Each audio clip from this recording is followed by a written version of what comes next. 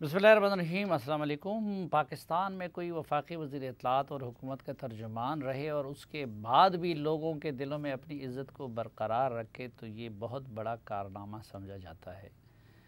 यहाँ कोई हुकूमतों में अहम वजारतों पे फायज़ रहे और उसके बाद भी उन पे करप्शन का कोई इल्ज़ाम न लगे तो ये उससे भी बड़ा कारनामा समझा जाता है।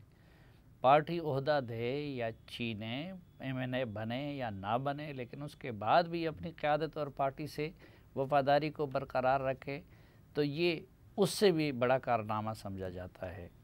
और आजकल ख़ुसूसन पाकिस्तान में सियासत में किताब और कलम व किरतास से नाता बिल्कुल तकरीबन टूट चुका है और पाकिस्तानी सियासत का हिस्सा रह के कलम व किरतास और किताब के साथ अपना नाता बरकरार रखे तो वो उससे भी बड़ा कारनामा है। और सबसे बड़ी बात ये कि बदतमीज़ी के और गालम गलूच के इस माहौल में कोई मुँह तोड़ जवाब भी दे, दलील भी दे, लेकिन बदतमीज़ी भी ना करे और हदूद से भी ना निकले और अपनी पार्टी या हुकूमत का दिफा कर सके तो ये उससे भी बड़ा कारनामा है। तो इन सब कारनामों को सरअंजाम देने वाले हैं जनाब कमर ज़मान कायरा साहब, जो इस वक्त इत्तेहादी हुकूमत में उमूरी कश्मीर और गिलगित बल्तिस्तान के वज़ीर आज़म के मुशीर हैं, हमारे साथ मौजूद है। बहुत शुक्रिया कमर ज़मान कायरा साहब। और सबसे पहले आपने हमेशा गरीबों की बात की थी, आपने हमेशा महंगाई की बात की थी, छोटे तबक़ात की बात की थी, लेकिन आप जिस हुकूमत का हिस्सा बने वो रोज़ाना पेट्रोल पंप गिरा रही है, हद से ज़्यादा महंगाई, नाकाबिल बर्दाश्त, हर चीज़ की कीमतें बढ़ रही हैं। उसका हिस्सा रह के ज़मीर पे कोई बोझ महसूस नहीं कर रहे? सफ़ी साहब, यकीनन इस गवर्नमेंट ने जब से आई है इनके इक़दाम से बहुत ज़िंदगी तंग हुई है, आम आदमी की बड़ी मुश्किलात बढ़ी। पेट्रोल की कीमत में कोई 100 रुपये के करीब इजाफा, यानी साल डेढ़ साल पहले 100 रुपये लीटर होता था, 2 साल पहले, 4 साल पहले। जो इमरान खान 2 साल में नहीं कर सका, आप 2 महीने में कर डाले। 100 रुपया उसमें इजाफा हुआ ऑलमोस्ट। तो साफ़ी साहब, ये किसी गवर्नमेंट को शौक तो नहीं होता ना कि वो गालियाँ खाए, वो बुरा भला कहलवाए, वो अपना पॉलिटिकल कैपिटल ज़ाया करे, लोग उसकी सियासी कीमत बड़ी खौफनाक है, लोग उससे नाराज़ हो जाए और आपके आते ही आ जाए। तो ये क्यों हुआ? जब मैं हुकूमत के अंदर बैठे हुए सारी चीज़ें देखता हूँ, समझता हूँ, तो देखना यह है कि अवेलेबल ऑप्शंस में क्या क्या ऑप्शंस हैं। मसलन जब ये गवर्नमेंट आई तो आते ही तनख्वाहों में इजाफा किया, पेंशन्स में इजाफा किया, ये बजट के इजाफे से अलावा था। बजट में सरकारी मुलाजमों को रिलीफ देने की बात की, गवर्नमेंट मुस्लिम लीग की भी कोशिश थी, हमारी उससे ज़्यादा कोशिश थी, बाकी दोस्तों की भी जो अल इत्तेहाद की जमातें, सब ने इसमें अपना हिस्सा डाला। ये किस तरह इमरान खान ने सब कुछ कंट्रोल किया हुआ था और आप सब इतने बड़े बड़े सियासी शख्सियात बैठ गई उस हुकूमत ने, ना उनसे महंगाई काबू हो रही है, न पेट्रोल की कीमतें, न बिजली की लोड शेडिंग। अब बिजली की लोड शेडिंग तो इमरान खान के दौर में भी शुरू थी। अब क्योंकि हीट वेव सारी दुनिया में ज़्यादा आई, बिजली का इस्तेमाल बढ़ा है, कोई दूसरी राय इसमें नहीं है कि इस वक्त बिजली की बड़ी मुश्किल सूरत हाल है। अच्छा साफ़ी साहब, ये जो मैं पहले भी गुजारिश कर रहा था कि कोई हुकूमत ये शौक़ में नहीं करती, ना इमरान खान ने शौक़ में किया होगा, ना हम शौक़ में कर रहे हैं, लेकिन हम तो 2 महीने के अंदर अंदर जो अवेलेबल ऑप्शंस थे उनको इस्तेमाल कर रहे हैं। हमारी तो अब डायरेक्शन की बात कर सकते हैं, इमीडिएटली रिजल्ट तो हम आपको दे नहीं पाएंगे ना फौरी तौर पे 2 महीने में। नहीं तो इमरान खान मजबूरी में कर रहे थे तो उनके खिलाफ महंगाई मार्च क्यों की? इमरान खान के खिलाफ जब जो मार्च हुआ था वो 3.5 साल के बाद हुआ था। सो हमारी गुजारिश ये है कि हमने उस मार्च में भी बेसिकली इमरान खान के सिर्फ महंगाई के खिलाफ मार्च नहीं था, महंगाई मार्च महंगाई के लिए था, लेकिन बहुत सारी चीज़ें और भी थी जिसमें खर्जा अमूर थे, जिसमें रियासत के इदारों के साथ उनके ताल्लुकात थे, जिसमें पाकिस्तान की इकॉनमी की बर्बादी ओवरऑल थी। तो बहुत सारे इश्यूज़ के ऊपर, और पार्लिमान का हाल था, गैर आइनी इक़दाम थे, और फिर जो मुस्तकबिल के इरादे बांध रहे थे खान साहब, उसके लिए भी तो एक बड़ा सारा लार्जर चैप्टर था। लेकिन जब वो इक़्तिदार में आए तो उन्होंने कहा कि डार साहब ने डॉलर को मसनूई तौर पर कंट्रोल किया हुआ था। अब जब इमरान खान ने मसनूई तौर पर किया हुआ था तो आप लोगों ने क्यों कंट्रोल नहीं किया? साफ़ी साहब, हमने ये ज़रूर कोशिश की है कि आम आदमी तक जो रसाई है, आम आदमी तक जो सब्सिडी है वो फराहम की जाए। और ये साफ़ी साहब, बहरहाल हमें सोचना होगा, ये मुमकिन नहीं है कि 1 लीटर पेट्रोल डलवाने वाला 70 सीसी मोटरसाइकिल में जो मजदूर तेल डलवाए वो भी 80 रुपये सब्सिडी वाला हो, और जो 6 करोड़ की लैंड क्रूज़र में तेल डलवाए वो भी 80 रुपये रियायत वाला हो, ये नहीं मुमकिन। इस तरह की सब्सिडी नहीं चल सकती। ये नहीं हो सकता कि सब्सिडी वाला आटा मुलाजिम भी खाए और मालिक भी खाए। नो, ये नहीं चल सकती। इस तरह की सब्सिडी ब्लैंकेट नहीं दी जा सकती। ना हमारे पास वो कुशन है, ना हमारे पास उतने वो वसाइल है। ये माजी का एक तसलसल है जिसको रोकना होगा, और आसानी से चीज़ें रुका नहीं करती। हालात जबर के आ जाते हैं, मुश्किल के आ जाते हैं, तो फिर आप अपनी आदतें भी बदलते हैं। अब मुझे ये लग रहा है कि जिस तरह हुकूमत ने 28 अरब रुपए का एक पैकेज दिया, बहुत बड़ा पैकेज नहीं है कि ठीक है जी, बेनज़ीर इनकम सपोर्ट प्रोग्राम के जो रेसिपिएंट्स हैं उनको 2000 रुपये पर मंथ एडिशनल दो, ताकि जो ये एक आया है बोझ, इसको सारा जा सके। लेकिन उसके बाद फिर एक और बोझ आ गया, फिर एक और बोझ आ गया। अब ये बोझ अभी तो अल्लाह करे ये फाइनल हो, और होगा इंशाल्लाह। बिजली के रेट बढ़ गए, गैस के रेट बढ़ गए, अब हर चीज़ के निर्ख बढ़े हैं। लेकिन क्यों? अब हमारे पास ऑप्शन क्या है? हमें थोड़ा टाइम मिलेगा तो हम अदर ऑप्शंस को भी जो एक्सप्लोर कर रहे हैं इस्तेमाल करेंगे। लेकिन अभी तो हमने IMF के साथ जो अपना मुआहदा है उसको सरे लगाना है। अगर उसको नहीं करते, फौरी तौर पे उससे कट करते हैं, तो जो पाइपलाइन में या बाकी चीज़ें हमें मिल सकती हैं, जो हमारी बहुत बड़ी ज़रूरत है, कुछ रोल ओवर्स हैं, कुछ हमें सपोर्ट चाहिए, लोन चाहिए, अगर वो रुक जाए, जो IMF के इसके साथ लिंक्ड है। ये IMF का अकेला प्रोग्राम नहीं है, इसके साथ वर्ल्ड बैंक भी है, इसके साथ एशियन डेवलपमेंट बैंक भी है, और इसके साथ हमारे कई दोस्त ममालिक के ऑलरेडी लिए हुए कर्जे हैं। वो हालत तो वही है ना इस वक्त हमारी कि मैंने आपसे कर्जा लिया हो, आप कर्जे का IMF के तो मईशत में वो हैसियत है जो पीपल्स पार्टी में जरदारी साहब की है।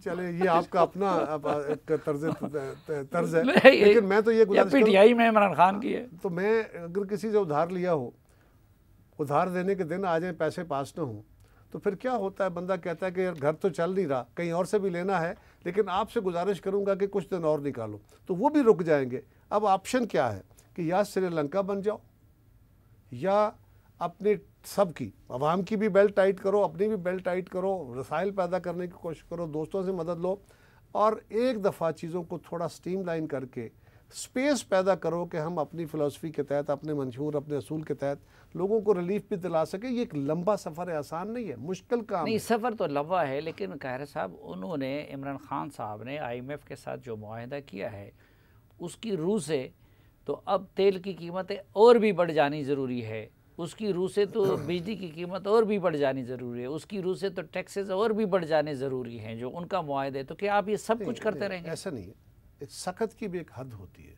एक चीज़ गौर करें, जब से हमारी हुकूमत आई तो लोगों का, आपका हम पे दबाव था कि क्यों फैसले नहीं कर रहे हो, क्यों मुश्किल फैसले क्यों नहीं कर रहे हो, इतनी सब्सिडी से मुल्क नहीं चल सकता। सारे कह रहे थे ना, सारा मीडिया कह रहा था, सारे इंटेलिजेंसिया कह रहा था। उसका एक तो प्रेशर हम पे था, लेकिन दूसरी तरफ ये भी था कि इससे लोगों को भी अवेयरनेस हुई, पाकिस्तान के अवाम को भी अवेयरनेस हुई कि हाँ, हुकूमत के पास कोई ऑप्शंस नहीं है। लिहाजा इसके ऊपर बावजूद इसके कि उनके पेट में आग लगी, बावजूद इसके कि हालात मुश्किल हुए, लेकिन उन्होंने इसको टॉलरेट किया है। अब हमने क्या करना है साफी साहब? हमने ये करना है कि एक तो पाकिस्तान जो बाहर से क्या मंगवाता है और डॉलर बाहर भेजता है, उस अमल को जितना स्लो कर सकते हैं, कम कर सकते हैं, करना है। क्या उधर हमारा सफ़र शुरू है कि नहीं, ये एक हमारी होना चाहिए। दूसरा कि क्या गवर्नमेंट अपने एक्सपेंडिचर में कमी करने की कोशिश कर रही है कि नहीं। तीसरा कि पाकिस्तान के अंदर आपने ऑलरेडी यूटिलिटीज़ के ऊपर और एनर्जी के ऊपर इतने बिल बढ़ा दिए हैं, तो क्या टैक्स का जो सिस्टम है उसको उमरा की तरफ शिफ्ट करने का, हैव्स की तरफ शिफ्ट करने का कोई कोशिश की है कि नहीं। यानी आप डायरेक्ट टैक्स लगा के तो उमरा से पैसे ले सकते हैं, इनडायरेक्ट टैक्स, सेल टैक्स लग गया, आसान तरीन तरीका है, वो आम आदमी को पास क्यों नहीं करते डायरेक्ट टैक्सेशन? तो डायरेक्ट टैक्सेशन शुरू हुई है, अब सुपर टैक्स की तरफ भी गए हैं। अब पहली दफ़ा हुआ है कि आपके पास अबेंडेंट प्रॉपर्टी जो रखी हुई है, अबेंडेंट से मुराद है कि मेरा एक घर है और वो घर मेरे पास एक से ज़्यादा घर है और वो घरों के ऊपर मैं टैक्स अदा नहीं कर रहा हूँ, मेरे पास प्लाट पड़े हैं उन पर टैक्स अदा नहीं कर रहा हूँ। तो अबेंडेंट प्रॉपर्टी, अबेंडेंट वेल्थ बुनियादी तौर पे ना मज़हब इसकी इजाज़त देता है, ना इस वक्त का समाज और मौजूदा कानून इसकी इजाज़त देता है।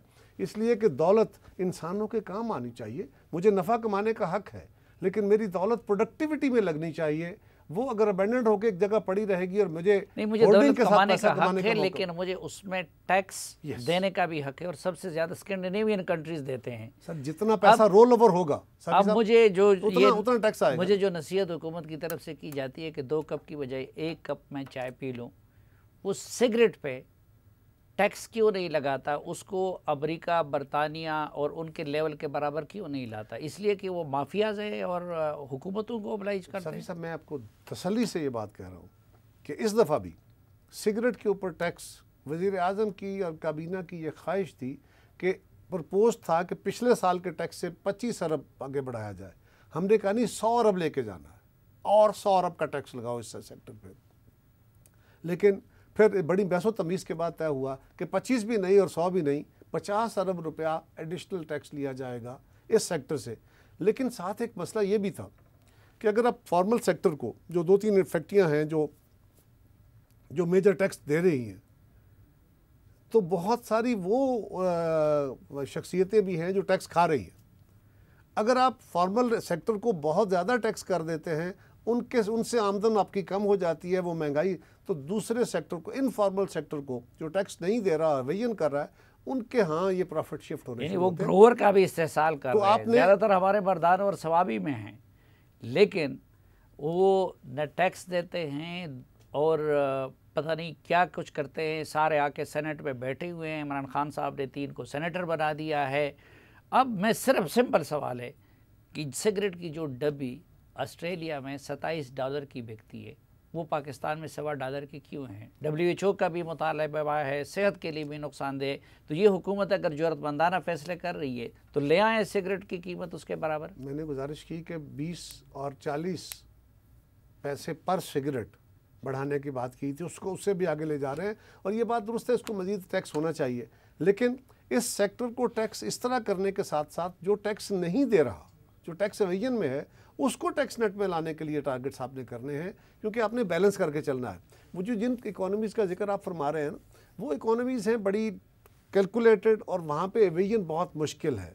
हमारे यहाँ इनफॉर्मल इकोनॉमी बहुत बड़ी है और यहाँ आसानी से एवेजन हो जाती है, टैक्स चुराए जाते हैं। मैं इस मामले को बैलेंस करने के लिए इंटरव्यू को एक सवाल करूँ, अगर आपकी इजाज़त हो, कि देखें आप लोग असद उमर जैसे बेखबर लोग भी नहीं थे कि जो सिर्फ अपनी मार्केटिंग कर सकते हो। आपको पता था कि ये मईशत किस हालत में है, तो क्या ज़रूरत पड़ी थी इस गंद को अपने सर लेने की?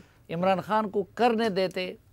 सफ़ी साहब, सारी बातें तो आप भी जानते हैं, मैं भी जानता हूँ, सारी तो नहीं कही जाती, कुछ अनकही बातें हैं तो कुछ कह देता हूँ।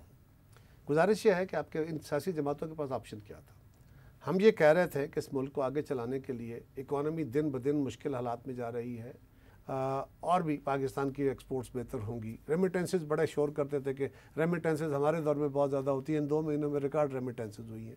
लेकिन इसके बावजूद हमने जो मुश्किल फ़ैसले किए हैं, हमें यूँ लग रहा था कि खान साहब हमारे खारजा ताल्लुकात को भी ख़त्म कर बैठे, दिन ब दिन मुश्किल कर रहे हैं, इदारों के साथ तसादम की कैफियत में चले जा रहे हैं, और पाकिस्तान को सियासी तौर पे भी जिन हालात का वो शिकार कर रहे थे, जो उनके प्लानिंग थी, मसलन ये इकोनॉमी का नुकसान, ये खारजा पॉलिसी का नुकसान, इसको एक तरफ थोड़ी देर के रख के अब ज़रा गौर कीजिए वो सियासी तौर पे क्या कर रहे थे। इलेक्शन कमीशन पर दबाव था, 2 मेंबर्स उन्होंने नहीं बनाए, चेयरमैन को हटाने के लिए कोशिशें थी, जुडिशरी के ऊपर दबाव बढ़ा रहे थे, और उन्होंने अपनी मर्ज़ी की इलेक्टोरल तरामीम की हुई थी। उन तरामीम को हालांकि हमने पहले दिन कहा था कि आप गलत कर रहे हो, ये तरीक़ाकार दुरुस्त नहीं है, और जिस दिन वो तरामीम धक्के से पास की, ज़ोर ज़बरदस्ती पास की, उस दिन भी फ्लोर ऑफ द हाउस पे खड़े होकर उस वक्त की अपोजिशन और आज की हुकूमत ने कहा था, इन जमातों ने कहा था कि जब हमें मौका मिला हम इनको ख़त्म करेंगे, इन कवानीन को, कि ये दुरुस्त कानून नहीं है। खान साहब के ख़िलाफ़ जो चार्जशीट आई जिसमें हमने उनका अदम एतमाद किया, उस वक्त भी हमने ये बातें कही थी कि हम आपके ये कानून ख़त्म करेंगे, और हमारा दावा था। लेकिन उन्होंने एक दिन में जॉइंट सेशन बुला के 34 कवानीन मंजूर कराए, जिसमें ये दोनों भी थे। आप लोगों ने भी एक दिन में कर दिया, तो कुछ तो फ़र्क होना चाहिए ना आप में और PTI में। मैं गुजारिश करता हूँ कि हमने सिर्फ उतना हिस्सा किया, हमने कोई कानून तो नहीं नए बना दिए, हमने इसमें कुछ तरामीम की हैं। और तरामीम क्या की है?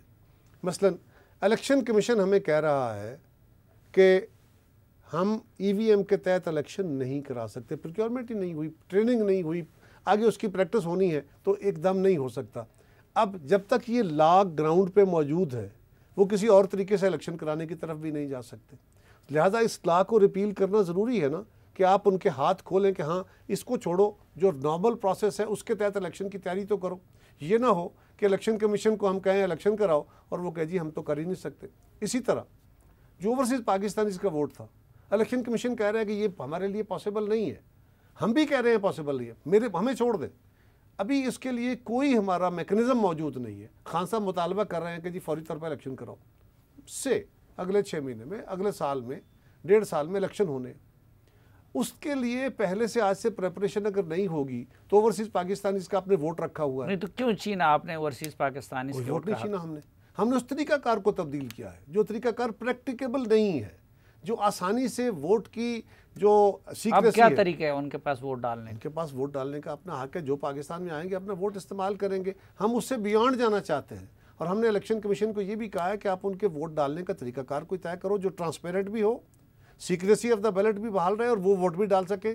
और साथ ही साथ हम उनको सीटें देना चाहते हैं, नुमाइंदगी देना चाहते हैं असेंबलियों के अंदर, ताकि उनके नुमाइंदे, सिर्फ ये नहीं है कि हम उनसे वोट ले लें, उनके नुमाइंदे मुख्तलिफ रीजन से, अमेरिका से, यूरोप से, मिडिल ईस्ट से, बाकी ममालिक, इनसे उनके नुमाइंदे असेंबलियों में बैठें और वो अपने ओवरसीज़ पाकिस्तानीज़ के मसाइल के ऊपर बेहतर बात कर सकें। तो हम तो उनसे, खान साहब से बियॉन्ड गए हैं, सिर्फ ये वो ड्रम बीटिंग ज़्यादा कर रहे हैं। तो हमने ये कानून इसलिए बदले। आपका सवाल का मेरा प्रोड्यूसर कह रहा है कि हम वक्त से बियॉन्ड जा रहे हैं, तो एक ब्रेक लेते हैं और वापस आते हैं। गुफ्तगू का सिलसिला यहीं से आगे बढ़ाएंगे, हमारे साथ रहिए।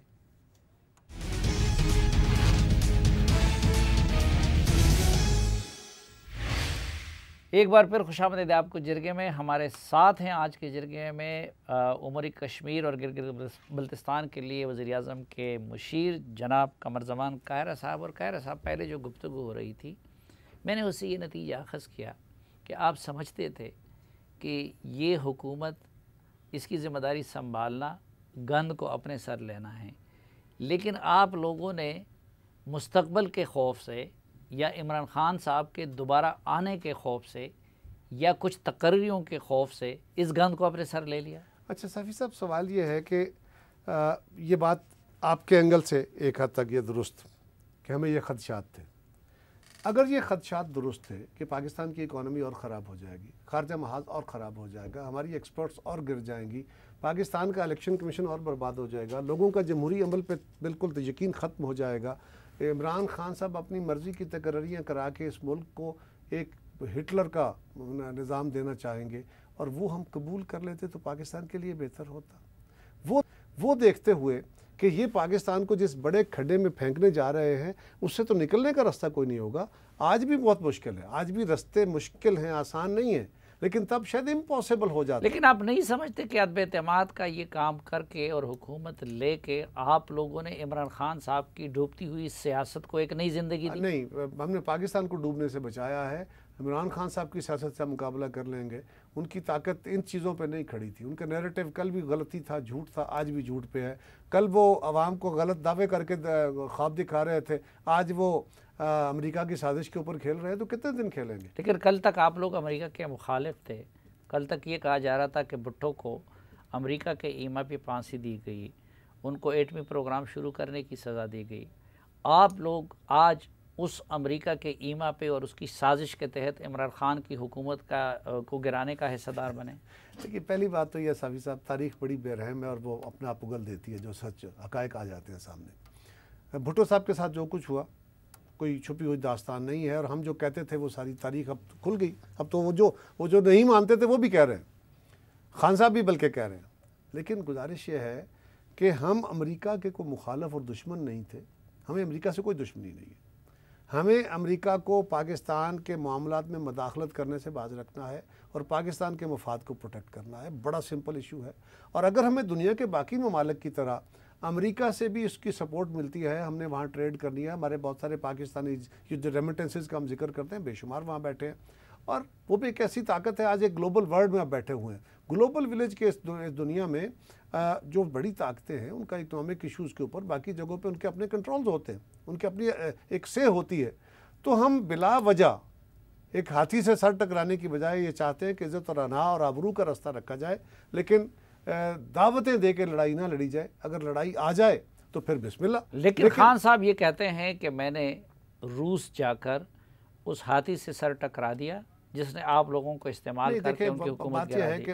हालांकि माजी में आपकी लीडरशिप वो चीन की तरफ थी, रूस की तरफ थी। हम तो रूस भी जाते थे, चीन भी जाते थे, आज भी जा रहे हैं। और हम इस गवर्नमेंट ने आके दोबारा चीन के साथ अपने ताल्लुकात को मज़ीद स्ट्रेंथन कर लिया है। वही सी पैक जो बैक बर्नर पे गया था उसको फ्रंट पे ले आए हैं और इंशाल्लाह आप देखेंगे उसके समरात। तो मैंने पहले गुजारिश की ना, हम खारजा इश्यूज़ के ऊपर लड़ाई नहीं चाहते, यानी लड़ाई नहीं चाहते। अगर ज़रूरत पड़ेगी तो पाकिस्तान के मफाद के लिए, पाकिस्तान के असूली मफाद के लिए कुछ भी करना पड़ा, जाने देनी पड़ी तो दी हैं, पहले भी दी, आइंदा भी। लेकिन साफ़ी साहब एक चीज़ तो है, खान साहब का ये नैरेटिव कि मेरे खिलाफ साजिश हुई है, ये आप भी जानते हैं कि क्या है, कौम का बच्चा बच्चा जानता है क्या है। वो हमारे इदारे भी कह रहे हैं झूठ है, वो लोग भी कह रहे हैं झूठ है। खान साहब आप एक चीज़ हैमर किए जा रहे हैं और अब उनके साथी भी मानना शुरू हो गए। लेकिन वो शेख रशीद, असद उमर तो अब यहाँ तक कह गए हैं और कह रहे हैं कि जी कैबिनेट कमेटी या नेशनल सिक्योरिटी की मीटिंग में बावर्दी लोगों ने भी हमारे मौक़िफ़ की तायद की है। देखिए, उन्हीं बावर्दी लोगों के नुमाइंदों ने कहा कि ऐसा कुछ नहीं था और एक दफ़ा नहीं कहा। पहली मीटिंग आप तो मुझसे बेहतर जानते हैं ना, नेशनल सिक्योरिटी की पहली मीटिंग इमरान खान साहब की अपनी सदारत में हुई जब वो वज़ीर आज़म थे, उसमें भी उन्होंने कहा कि इसमें साजिश नज़र नहीं आती। बाद की मीटिंग में भी उन्होंने कहा साजिश नहीं है। जब तसलसल से उन पर सवालात किए गए और इस नैरेटिव को बेचा गया कि जी नेशनल सिक्योरिटी में भी कहा गया, फलां में मीटिंग में भी कहा गया, तो फिर उनको अपनी वजाहत करनी पड़ी कि जनाब ऐसी कोई बात नहीं। हमने हमेशा कहा कि इसमें साजिश का बयानिया नहीं है। जहाँ गलती थी, जहाँ पाकिस्तान के लिए सरकास्टिक जुमले थे, उस पर हमने एहतजाज कर दिया। सवाल ये है कि अब खान साहब इसको कितना चला लेंगे। अगर वो फ़र्ज़ करें आपके इस नरेशन को, आपके इस बयान को, आपके इस पूरे जो तज्जिए को मान लें कि ये झूठ है, मेरे तज्जिए को मान लें ये झूठ है, पाकिस्तान की अफवाज के तज्जिए को मान लें कि साजिश नहीं है, वो मान लें, तो उनके पास रह क्या जाता है? वो पाकिस्तान के अवाम के पास क्या लेके जाएंगे? उन्होंने तो पाकिस्तान को बर्बादी की तरफ लेके गए अदरवाइज़ तो अब वो अगर एक ऐसा बयानिया जो गलती पे है, झूठ पे है, उसको अगर ड्रम बीट नहीं करते तो वो तो लोगों को कुछ दिखाने के लिए 3.5 साल की कारकर्दगी में पूछिए आपने क्या किया, दिखा दें हमें क्या किया उन्होंने। अब वो सारा कुछ जो लोग उनसे तंग थे, उनके अपने साथी जवाब देने की पोजीशन में नहीं हुआ करते थे। आपके प्रोग्रामों में वो लड़ने शुरू हो जाते थे आके, उनको थोड़ा नहीं। ऐसे लोग कि जो अपने आप को फ़ख्रिया पिंडी की पैदावार कहते थे, या असद उमर साहब, हर किसी को पता है कि वो इस्टेब्लिशमेंट के कहने पे पीटीआई में शामिल किए गए थे। शाह महमूद कुरैशी इस्टेब्लिशमेंट के कहने पे उधर गए थे। वो लोग भी ये कह रहे हैं, वो लोग भी ये इल्ज़ाम लगा रहे हैं। देखिए ना साफ़ी साहब, उनकी एक सियासी ज़रूरत है। मैंने पहले गुजारिश की कि अगर वो ये ना करें तो क्या करें। उनके पास और बेचने को है क्या? उनके पास कोई इकोनॉमी के अंदर को बेहतरी लाए हो, को 200 अरब डॉलर बाहर पड़ा हुआ था जो इलेक्टोरल प्रॉमिसेस थे उसको ठीक किया हो, अवाम को सस्ता इंसाफ, चले रोटी सस्ती नहीं दे सके, इंसाफ ही सस्ता दे दिया होता, करप्शन बड़ी लेवल के खात्मा नहीं कर सके, छोटे लेवल का ही खात्मा कर लिया होता, करप्शन ख़त्म नहीं हुई, कम कर ली होती। तो आप इस चैप्टर को ख़त्म करने के लिए जो कहते हैं जुडिशल कमीशन बना दे, तो क्यों नहीं बनाते? देखिए, हम तो ये कह रहे हैं, पहली बात तो यह है कि मुतालबा वो करें जिसमें कोई लॉजिक हो। इस इशू के अंदर कोई लॉजिक है नहीं। दूसरी बात यह साफ़ी साहब, ये मेरी ज़ाती राय है कि अगर कमीशन बना देते हैं, फ़र्ज़ करें, मैंने तो बहुत सारे प्रोग्रामों में पूछा खान साहब से कि जी खान साहब हमें बता दें आप कौन से जज से चाहते हैं कमीशन बने। लेकिन मेरा आपसे सवाल है कि आपको तसल्ली है कि इमरान खान साहब कमीशन जो बनेगा उसके ऊपर फिर रुक जाएंगे? अगले दिन उन्होंने कहना है कि नहीं, ये कमीशन ओपन ट्रायल करेगा, जो कि कमीशन नहीं कर पाएगा। वो ऐसी कंडीशनलिटीज़ लगाएंगे और कमीशन की फाइंडिंग्स, क्योंकि वो बहुत सारी बड़ी होती है ना, पूरी समरी आती है, उसके अंदर से फिर अपनी बातें निकालेंगे। और आखिरी गुजारिश ये है कि खान साहब ये पद बता दें, सिर्फ आप बता दें मुझे, कमीशन बन जाता है पाकिस्तान के किसी जज साहब की क़यादत में, उसके 2-4 मेंबर बन जाएंगे या 1 मेंबर कमीशन हो सकता है। क्या आप उस अमरीकी ओहदेदार को बुला सकेंगे जिसके ऊपर इल्ज़ाम है कि उसने ये कहा? वो एक कन्वर्सेशन है ना 2 अफराद की, उसका कोई वीडियो रिकॉर्डिंग तो नहीं है। अच्छा, इल्ज़ाम से याद आया, छोटी सी ऑडियो रिकॉर्डिंग तो नहीं है ना। हमारे बंदे ने ये कहा कि उस बंदे ने मेरे साथ बातें करते हुए ये कहा, उसको बुला सकेंगे। अगर उसको बुला नहीं सकेंगे तो ये कमीशन कर क्या पाएगा? कौन सी कंक्लूजन ले आएगा? इसकी कोई डॉक्यूमेंट्री एविडेंस, कोई और एविडेंस तो है नहीं, एक बंदे का बयान है। इल्ज़ाम से याद आया, मोहतरमा बेनज़ीर भुट्टो साहबा का मामला आज दोबारा रावणवार ने छेड़ दिया है, जिसको जरदारी साहब ने अच्छे अल्फाज से याद किया था, अपना बच्चा करार दिया था। अब वो कह रहे हैं कि जी रहमान मलिक साहब ताउन नहीं कर रहे थे, मोबाइल नहीं दे रहे थे, ये क्या चक्कर है? साफी साहब, रहमान मलिक साहब दुनिया में नहीं रहे, मैं उनके बारे में क्या बात कर सकूँगा, मुनासिब नहीं होगा। लेकिन इसके ऊपर कमीशन भी बना, इसके ऊपर फाइंडिंग्स भी हुई, इसके ऊपर जो भी इन्वेस्टिगेशंस हुई, और इसका सबसे ज़्यादा इफेक्टेड बंदा आसिफ अली जरदारी ही है। ये जो इशारे कनाए में जिस तरह गुफ्तगू की जाती है ना कि शायद उस रहमान मलिक ने अगर उसमें तावन नहीं किया तो रहमान मलिक ने किसके कहने पे नहीं किया, हुकूमत पीपल्स पार्टी की थी तो क्यों ऐसे नहीं हुआ, तो ये जो इशारे हैं ये मुनासिब नहीं है। क्या पीपल्स पार्टी ने इसके बाद हुकूमत भी की, कमीशन भी गए, फाइनल फाइंडिंग्स आप लोगों की क्या है कि बेनज़ीर भुट्टो साहबा को शहीद करने में कौन मुलविस थे? आपके इल्म में नहीं है कि बैतुल्लाह महसूद और हकीमुल्लाह महसूद का इसमें क्या रोल था? आपसे बेहतर कौन जानता? अच्छा, इस मुल्क के सारे साफ़ियों में से सलीम साफ़ी से बेहतर तो कोई नहीं जानता। और दूसरी गुजारिश ये है कि हमारे बाकी इदारों की इन्वेस्टिगेशंस भी थी, जो UN की भी इस पर आई थी टीम। साफ़ी साहब, सवाल ये है कि दुनिया में जो हाई प्रोफाइल मर्डर्स हुए हैं ना, उसके ताने बाने जहाँ तक जाते थे वहाँ तक पहुँचे, और वो अगला वो नाता टूट गया इसलिए कि वो कैरेक्टर फौत हो गया या कत्ल हो गया, जो भी हुआ। अब इस तरह के प्रोफाइल वाले मर्डर्स को अब पिन पॉइंट करके दुनिया में कभी भी डिक्लेयर नहीं करते। कैनेडी का कत्ल आज भी एक मुहिम्मा नहीं है। अच्छा, बैतुल्लाह महसूद TTP के सरबराह थे, आजकल TTP से मुज़ाकरात हो रहे हैं, और बेनज़ीर भुट्टो साहबा के साहबजादे इस मुल्क के वज़ीर ख़ारजा हैं, हिना रब्बानी कर साहबा वज़ीर मुमलिकत है। क्या आप लोगों का मौक़िफ़ है, उसमें आप क्या कर रहे हैं? हमसे पहले साफ़ी साहब ये मुज़ाकराती अमल शुरू किया गया। जब हुकूमत आई और हमारे इल्म में आया कि ये मुज़ाकरात फॉर्मल हो रहे हैं और उसके कुछ हिस्से हमारे तक पहुँचे, तो उस पर फ़ौरी तौर पे पाकिस्तान पीपल्स पार्टी ने, हुकूमत वक्त की बात मैं कर रहा हूँ, पाकिस्तान पीपल्स पार्टी ने बिलावल भुट्टो जरदारी साहब ने बतौर chairman Pakistan Peoples Party immediately Peoples Party की मीटिंग कन्वीन की और इसके ऊपर बड़ी डिटेल डेलिब्रेशन की। उसके ऊपर ज़्यादा बात तो मैं नहीं कर सकूँगा, मैं सिर्फ इतनी गुजारिश करूँ, उसके जो बेसिक स्ट्रक्चर था वो ये था कि हम मुज़ाकरात के ख़िलाफ़ नहीं है। जंग में भी मुज़ाकरात तो आपको करने पड़ते हैं ना। पाकिस्तान खपे क्या कि आसिफ जरदारी ने बहुत सारे किरदारों को माफ़ किया था, लेकिन ये बीबी शहीद ने भी किया था। जो बंदे भुट्टो साहब के कत्ल में ज़ियाउल हक के मुआवन थे या मुआवन नहीं थे तो कम से कम उनके रोल मौजूद थे, डायरेक्ट ना सही, इस नीयत के साथ ना सही, लेकिन वो इनडायरेक्टली ज़ियाउल हक के हाथ मजबूत करने वाले सियासतदान भी थे, उनके साथ भी मिलके MRD बनानी पड़ी थी। मोहतरमा नुसरत भुट्टो साहिबा ने, बीबी शहीद ने बनाई थी। हालात का जबर आपको ये मजबूर करता है, आप मुल्क के मफाद के लिए आगे बढ़ने के रास्ते पैदा करते हैं, तो TTP से भी डील और बातचीत हो सकती है। उसके बारे में हमारा मौक़िफ़ बड़ा सिंपल है। हमने ये कहा है कि मुज़ाकराती अमल के हम खिलाफ नहीं हैं, लेकिन पार्लिमान को, सियासी क़यादत को इसको स्पेयर हेड करना चाहिए। उनकी मशावरत से, उनकी गाइडेंस से ये अमल आगे बढ़ना चाहिए। अगर पार्लिमान के ज़रिए ना हुए तो आप नहीं मानेंगे? देखिए, हम कह रहे हैं कि उसका फ़ायदा भी नहीं होगा ना। हम नहीं मानने वाला तो इशू ये जो हार्ड लाइन है ना कि हम ये नहीं करेंगे, हमें तवक्को है कि ये स्ट्रीम लाइन हो जाएंगे। हम जो कह रहे हैं वो रैशनल बात है, हम जो कह रहे हैं वो अकली दलील है, तो ये होगा। लेकिन वो फाटा मर्जर का रिवर्सल भी चाहते हैं, उस पर हुकूमत का क्या मौक़िफ़? देखिए, बड़ा इसके ऊपर क्योंकि हमारी जमात ने बाकी जमातों से मशावरत शुरू की है, मैं समझता हूँ कि इस प्रोग्राम में बैठ के मैं अपनी ज़ाती पार्टी की राय ना दूँ तो बेहतर है। लेकिन एक बात मैं बड़ा वाज़ेह कह सकता हूँ कि आईन पाकिस्तान, स्ट्रक्चर पार्लिमान का और आईन पाकिस्तान हमारी बेस लाइन है, इसके दरमियान तो बातें हो सकती हैं, ना इससे बियॉन्ड जा सकते हैं, ना इससे नीचे आ सकते हैं। लेकिन आप सब जमातों ने मिल के, आपके मंशूरों में भी था, आप, नून लीग, PTI, बाकी सब सिवाय एक दो जमातों के, आइन का हिस्सा बनाया है फाटा मर्जर को, उसको रिवर्स किया जा सकता है? मैंने कहा ना कि ना आइन से नीचे जा सकते हैं, ना पार्लिमान से बियॉन्ड जा सकते हैं। इसके अंदर रहते हुए आपको अपनी लाइंस ड्रा करनी होंगी ना।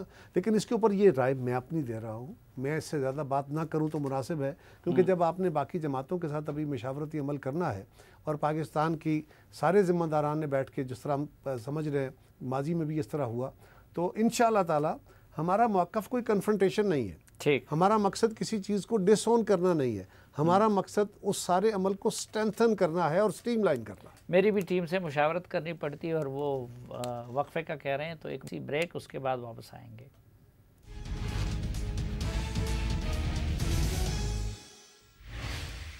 शामदेद आपको जरगे में कह रहा साहब वक्त कम है, मुकाबला सख्त है, तो इमरान खान साहब फिर आ रहे हैं, क्या करेंगे? वेलकम। खान साहब का हक है, एक ही बात पहले दिन थी वही बात आज है। आप मुझे भी एहतजाज करने का हक है, उनको भी एहतजाज करने का हक है।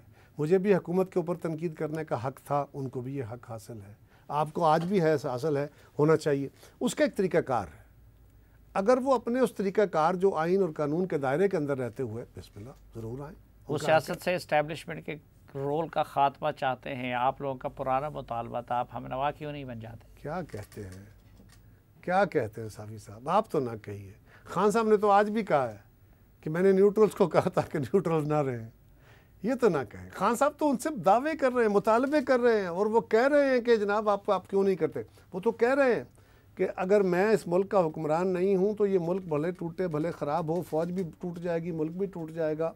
वो तो इस हद तक जा रहे हैं, जितनी खुली दावत वो दे रहे हैं। परवेज़ मुशर्रफ को वापस लाने पे आपकी पार्टी का क्या मौक़िफ़ है? नवाज शरीफ ने अपना दे दिया। देखिए वो एक ह्यूमैनिटेरियन ग्राउंड पर उन्होंने अपना मौक़िफ़ दिया है। मेरा ख्याल है अगर वो वापस आते हैं तो जो कानून का रास्ता है, कानून में अगर उनके लिए कोई रियायतें निकल सकती है, बिस्तरे मर्ग पे पड़ा हुआ बंदा है तो फिर अपनी जगह, वरना कानून अपना रास्ता ले। अली वज़ीर के ख़िलाफ़ आपकी हुकूमत ने मुकदमे क्यों कायम किए हैं न्यूट्रल के कहने पर? मैंने ये बात अपनी मीटिंग में भी की, पार्टी में भी की। बिल्कुल हम स्पीकर साहब से इसका मुतालबा कर चुके हैं, मेरी जमात के कई लोग हैं और आप जानते हैं मुझसे सीनियर हैं, बड़े ज़ोरदार वो अपनी बातें करते हैं। अली वज़ीर साहब इस मुल्क के अवाम के नुमाइंदे हैं, एक हल्के के लोगों ने उन्हें चुना हुआ है। उनका जो भी जुर्म है, जो भी गुनाह है या नहीं है मुझे नहीं पता, वो कानून और आइन के दायरे में तय होना चाहिए। उनके ख़िलाफ़ कोई केस है तो वो भुगतना चाहिए, उनको फेस करना चाहिए। लेकिन जब तक उनके ख़िलाफ़ वो मेंबर हैं, उनके ख़िलाफ़ कोई केस फाइनल डिसाइड नहीं हो जाता और वो डी सीट नहीं हो जाते, उस वक्त तक उनको अपने इलाके की नुमाइंदगी के लिए बिल्कुल असेंबली में आपका स्पीकर ज्यादती नहीं कर रहा है कि ज़रूरत थी तो उनको लाया, सिंध हाउस में ठहराया, अब उनको प्रोडक्शन ऑर्डर भी जारी? स्पीकर साहब को ये ऑर्डर जारी करना चाहिए, अली वज़ीर की प्रोडक्शन का। नेब का आपकी जमात मुकम्मल खात्मा चाहती हैं या अपने मर्ज़ी का चेयरमैन चाहती हैं? हमने उस पर यही फ़ैसला किया कि अकल जो कह रही है वो ये है कि जो इसके गलत कानून हैं, जो बाजू मरोड़ने के लिए बनाए गए और जिसके बारे में अदालतों ने भी मुख्तलिफ औकात में अपने स्ट्रक्चर्स में और अपने फ़ैसलों में लिखा, उन चीज़ों को करेक्ट किया जाए और वो तरीक़ाकार जो आइन और कानून के मुताबिक है, जो दुनिया के कानून के मुताबिक है, उसके मुताबिक इसको चलना चाहिए। उसके चेयरमैन की तकर्री आइन का एक तरीक़ाकार है, वो ऑफिस अब खाली है, उसको जल्द फिल होना चाहिए और उस पर आप किसको बनाना चाहते हैं? एक बेहतरीन शोहरत का अमल, मुझे नहीं पता, ये तो वज़ीर आज़म और लीडर ऑफ द अपोजिशन मशावरत करेंगे। वज़ीर आज़म अब क्योंकि इत्तेहादी हुकूमत है, लिहाजा वो इत्तेहादियों से भी मशवरा कर लेंगे। नहीं है कि आप लोगों ने जस्टिस बाकर का नाम प्रपोज किया है? मैंने भी सुना है, अब मेरी किसी मीटिंग के अंदर नहीं, जिस तरह मीडिया के अंदर गुफ्तगू हो रही है, जस्टिस मकबूल बाकर साहब का नाम मैंने भी सुना कि उनका नाम बड़ा अच्छा नाम है और बहुत सारे सेक्टर से उनके नाम के ऊपर अच्छे अच्छे अल्फाज आए। बाकी नाम भी जो आए हैं उनके ऊपर भी कुछ लोगों की राय मुख्तलिफ हो सकती है। ये कि पीपल्स पार्टी को सिंध से दिलचस्पी है, नून लीग को पंजाब से दिलचस्पी है, अभी तक केपी और बलूचिस्तान के गवर्नर की तयनात नहीं हो रहे। मैं इस पर यह कहूँगा कि ये जल्द होना चाहिए, जो फैसले हुए थे उन पर जल्द अमल होना चाहिए। लेकिन ये बात वज़ीर आज़म की भी ख्वाहिश होगी, ये हमारी जमात की भी ख्वाहिश होगी। लेकिन आप नहीं समझते ये एनपी का हक है? मैं तो समझता हूँ इसीलिए उनका हक था या समझते थे तो नाम प्रपोज हुए। मैं तो सिर्फ ये कह रहा हूँ कि वज़ीर आज़म साहब के भी हाथ बंधे होंगे। अब आप मेरी लड़ाई ना कराएं ना, मैं मौलाना का बहुत एहतराम करता हूँ, आप मुझसे मैं भी बहुत एहतराम करता हूँ, लेकिन ज्यादती होती है, लेकिन कोई भी करे। मैं समझता हूँ कि ये ANP का हक है, उनको मिल जाना चाहिए, उनको मिल जाना चाहिए। ठीक है, एक आखिरी सवाल, ये ठीक है कि इतने संगीन मसाइल हैं लेकिन दूसरी तरह अगर आप देखें तो ये कौमी हुकूमत भी है, जिसमें कौम परस्त भी हैं, जिसमें मजहबी जमातें हैं, जिसमें पीपल्स पार्टी भी है, जिसमें नून लीग भी है। वे फॉरवर्ड क्या है और आप लोग इस पर मुतमईन हैं कि आप इन मुल्क को क्राइसिस से निकाल सकेंगे? इकॉनमी बड़ा इशू है, उससे बड़ा इशू इस मुल्क की खारजा पॉलिसी है, उससे बड़ा इशू इस मुल्क का सियासी स्ट्रक्चर है, और इन सबसे बड़ा इशू पाकिस्तान का माशरती स्ट्रक्चर है। इस वक्त हर चीज़ डिके में, हर चीज़ बर्बादी की तरफ जा रही है। इखलाकियात ख़त्म है, कानून पे अमल दरामद का कोई रास्ता नहीं, कोई बेहतरी का सामान नज़र नहीं आता। सच्ची बात है, मुश्किल है, बेहतरी की कोशिशें हो रही हैं। तो वे फॉरवर्ड क्या है? मैं गुजारिश कर इसके लिए हल क्या है? इसके अंदर ज़रूरी है कि सब लोग, उसमें अदलिया भी, उसमें फ़ौज भी, उसमें आप भी, उसमें ख़ास तौर पे जो सियासतदान है, पहले वो सर जोड़ें, इकट्ठे हों। और आज मैं आपके इस प्रोग्राम के तवस्सुत से इमरान खान साहब से गुजारिश करूँगा, अपना नैरेटिव लेके चलते रहें। जो आपका मुखालिफ के लिए व्यू है, अपनी जगह चलाते रहें। आज अपने इस अमल से, इस गुस्से से, इस सेल्फ प्रेजेंस से बाहर निकल आए। आइए बैठ के सब सर जोड़ के पाकिस्तान के लिए वे फॉरवर्ड डिज़ाइन करते हैं। यानी आप भी उस ग्रैंड डायलॉग की बात करते हैं जिसमें सब स्टेक होल्डर्स बैठे हैं। मैं खान साहब को भी दावत दे रहा हूँ कि अब ये मुल्क है तो हमारी सियासतें हैं, हमारा सब कुछ है। मैं उनको भी कह रहा हूँ कि बहुत हो गया। फौज और अदलिया में उसमें बैठे, उसके बैठने का मशावरती अमल है ना, तरीक़ाकार है। सबसे आला फोरम तो हमारे पास मौजूद है, फोरम क्रिएट भी हो सकते हैं। साफ़ी साहब, ये सवाल इसलिए है कि पाकिस्तान के अंदर सियासी जमातों के अंदर बहुत खींचातानी है। लेकिन मावराई आइन अमल नहीं होगा।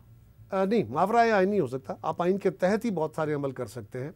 ये हुकूमत बैठी हुई है ना, तो इस हुकूमत का एक मशावरती अमल जारी है। मैं खान साहब को दावत दे रहा हूँ, एक मशावरती अमल है। सो हमें बजाय इसके कि हम किसी कन्फ्रंटेशन में जाएँ इदारों के साथ और सियासी जमातों के साथ और पार्लियामान के साथ, तो बेहतर तरीका यह है कि पहले सियासी क़यादत सर जोड़े, एक वे फॉरवर्ड डिज़ाइन करें, बाकियों से भी मशावरत करके वो एक जो है ना मुस्तकबिल का चार्टर, फ्यूचर चार्टर जो है, उसमें इकॉनमी का चार्टर भी हो, उसमें पॉलिटिकल चार्टर भी हो, तब जाके हम पाकिस्तान को किसी सिमत लगा सकेंगे।